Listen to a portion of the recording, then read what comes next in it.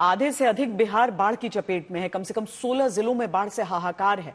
कोसी, गंडक, बागमती जैसी नेपाल से जुड़ी नदियां उफान पर हैं। खेतों में खड़ी फसल डूब रही है, घरों में पानी घुस आया है।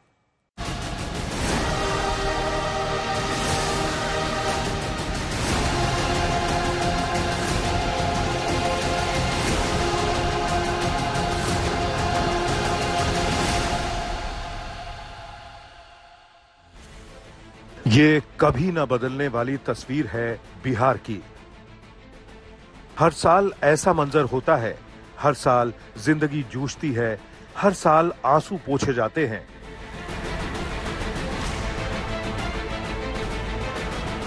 सिलेबस का पन्ना पलटा जाता है, मगर हालात नहीं बदलते और न बदलती है इन बेबस लोगों की तस्वीर। उत्तरी बिहार के अधिकतर जिले आसमानी आफत की मार झेलते हैं। नेपाल से तबाही आती है, बिहार को बहा ले जाती है। सरकार बाढ़ प्रभावित इलाकों में जाती है, हर बार कोई ना कोई आश्वासन मिलता है, नई नई उम्मीद भी बनती है, लेकिन कोसी के इलाकों की सूरत नहीं बदलती।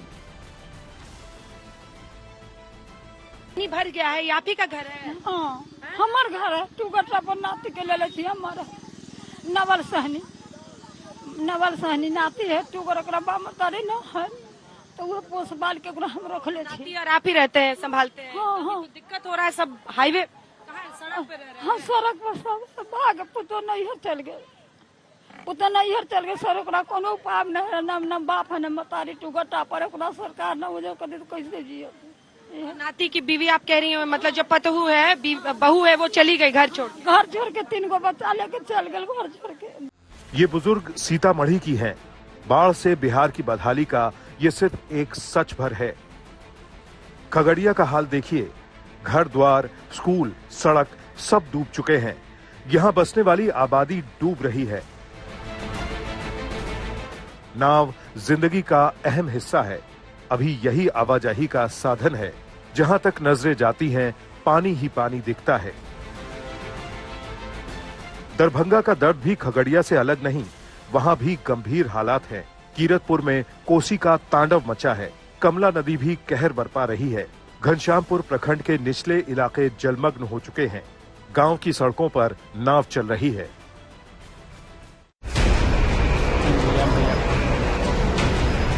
दरभंगा के कीरतपुर में कोसी नदी पर बना बांध भूभोल के पास टूटा तो पूरा इलाका सहम गया। बांध के सामने पड़ने वाले सड़क पुल का बड़ा हिस्सा भी उफनती लहरों के आगे बेदम हो गया। इस आफत ने कई गांवों में सैकड़ों मकानों को डुबो दिया।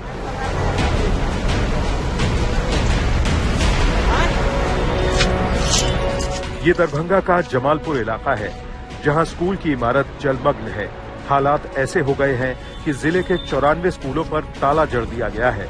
प्रशासन का फैसला है कि अब वहां पढ़ाने वाले शिक्षक बाढ़ पीड़ितों के लिए चलाए जा रहे राहत कार्यों में हाथ बटाएंगे। सुपौल भी बाढ़ से गंभीर रूप से प्रभावित जिलों में से एक है। वहां रिहायशी इलाकों में 3 से 5 फीट तक पानी भरा है। मदद के अभाव में लोग बेबस, लाचार हैं। कहीं भी आने जाने के लिए उनके पास कोई जरिया नहीं, लिहाजा मजबूरी के आगे जिंदगी पानी में डूब चुकी है। बिहार के कई जिलों में बाढ़ ने तबाही मचाई है। आंकड़ों के मुताबिक 1 अक्टूबर तक राज्य के 16 जिलों में इस आसमानी आफत से बर्बादी हुई है। करीब 325 गांव बाढ़ के पानी में डूब चुके हैं और 11.5 लाख की आबादी इस संकट से जूझ रही है। कुछ हिस्सों में आर्मी ने मोर्चा संभाला है। पीड़ितों तक हेलीकॉप्टर के जरिए खाद्य सामग्री पहुंचाई जा रही है। एक दिन पहले सीतामढ़ी और दरभंगा में जवानों ने फूड पैकेट्स को एयर ड्रॉप किया। इन सब के बीच एक दिन पहले उत्तर बिहार के बाढ़ प्रभावित इलाकों में मुख्यमंत्री नीतीश कुमार पहुंचे। वहां हवाई सर्वे किया और राहत कार्यों की जानकारी भी ली। लेकिन सवाल ये है कि कब तक कोसी के अभिशाप का स्थायी समाधान निकलेगा। दरभंगा से प्रहलाद कुमार, सुपौल से रामचंद्र मेहता और सीतामढ़ी से आदित्य वैभव के साथ आज तक ब्यूरो। सरकार राहत के तमाम दावे कर रही है। सीएम नीतीश कुमार खुद मुआयना कर रहे हैं। राहत बचाव में एनडीआरएफ, एसडीआरएफ की 16 टीमें लगी हैं, 90 इंजीनियर्स हैं, सैकड़ों प्रशासनिक अधिकारी हैं, लेकिन जमीन पर हालात कुछ और ही हैं। आजादी के 70-80 साल बाद भी बिहार में बाढ़ की त्रासदी रोकने के लिए कोई ठोस उपाय नजर नहीं आता।